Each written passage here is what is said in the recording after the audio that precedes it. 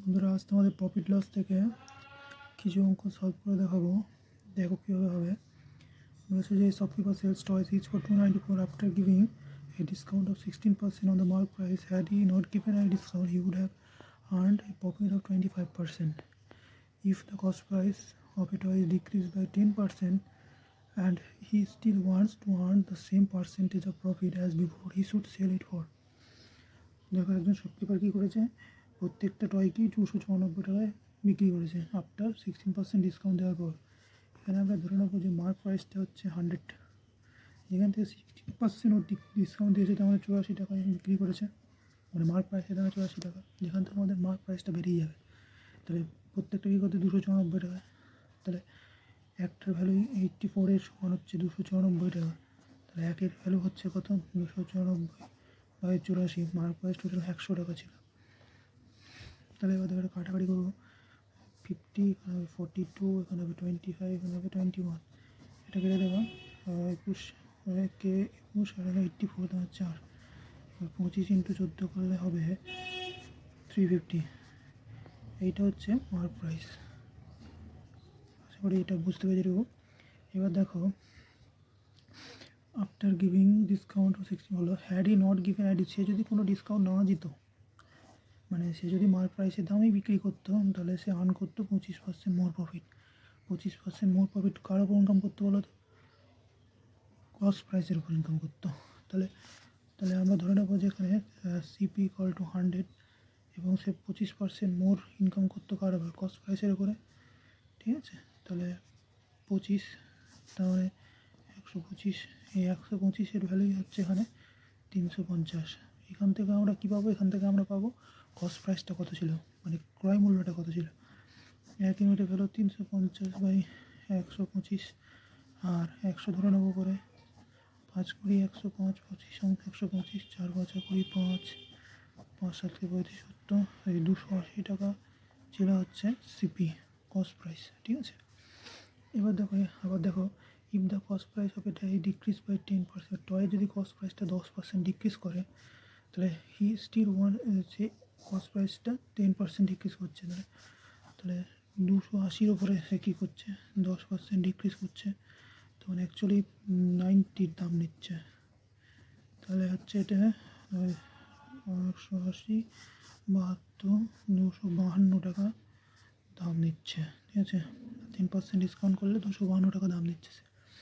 He still wants to earn, মানে decrease করে, এবং সে এখনও পর্যন্ত চাচ্ছে same percentage of profit as before. আগে যে প্রফিট নিচ্ছে পাচ্ছিল সেটাই আবার করতে যাচ্ছে। 280 টাকায় কিনে 294 টাকা বিক্রি করছিল। তাহলে আগে কত পার্সেন্ট প্রফিট করছিল সে? এটা হচ্ছে প্রিভিয়াস প্রফিট। প্রিভিয়াস প্রফিট ছিল তার 294 বিয়োগ 280/280, আই মিন 280 ইন্টু 100। পার্সেন্টেজে বার করছি যেহেতু আমরা, 5 এখান থেকে 14 কেটে যাবে, তাহলে 5% প্রফিট কামাচ্ছিল। এখনও করতে চাচ্ছে, তাহলে কত টাকায় বিক্রি করতে হবে? তাহলে এখন কত, এখন হচ্ছে 252 টাকার উপরে তাকে 100 টাকা যেহেতু কস্ট প্রাইস ধরা আছে, তাহলে 105 টাকা, 105 টাকা হবে। তাহলে এবার দেখো 105 100 করবো, 5 5 20, তাহলে এটা ক্যালকুলেশন করলে তো হবে, দেখো এটা হচ্ছে 10 2 দিয়ে দিচ্ছি, তাহলে 10, এটা হবে 126, 5 দিয়ে যাবে 63। এটা ক্যালকুলেশন করতে হবে, এটা ক্যালকুলেশন করলে হবে 264.6 রুপিস। আশা করি তোমরা বুঝতে পেরেছো। তাহলে এটাকে তাদের বিক্রি করতে হবে 264 টাকা 6 পয়সা।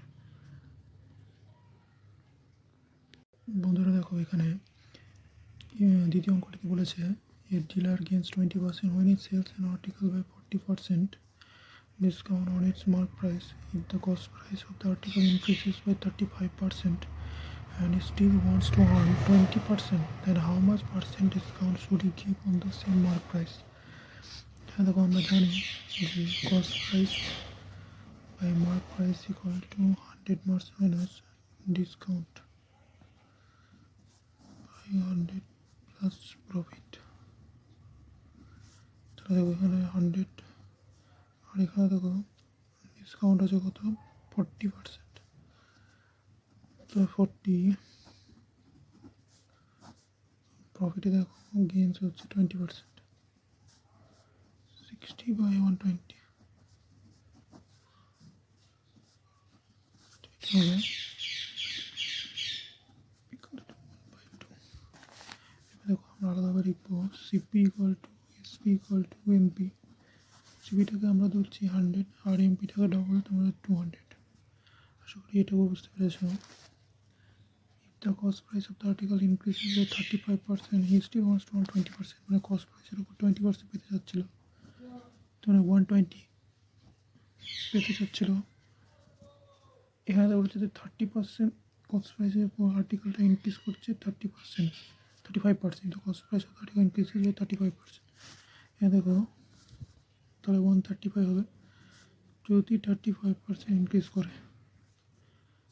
এবার সে কী করছে, সে এখনও পর্যন্ত 20% বেশি পেতে যাচ্ছে কস্ট প্রাইসের থেকে, তো এর উপর 20% বেশি পেতে যাচ্ছে। তাহলে 135 প্লাস 135 তাহলে 162 রুপিসও বেশি পেতে যাচ্ছে। এবার বলেছে then how much percent discount should he give on the same mark price, এই মার্ক প্রাইসে অবশ্যই কত পার্সেন্ট ডিসকাউন্ট দেবে। তো মনে হচ্ছে এই টাকায় বিক্রি করলে তাহলে কত হবে এটা, তাহলে 200 বিয়োগ 162 বাই 200 ইন্টু 100, 38 বাই 200 ইন্টু 100, 19, তাহলে 19% ডিসকাউন্ট দেবে। 162 টাকায় বিক্রি করতে চলে। আশা করি তোমরা অঙ্কটা বুঝতে পেরেছো।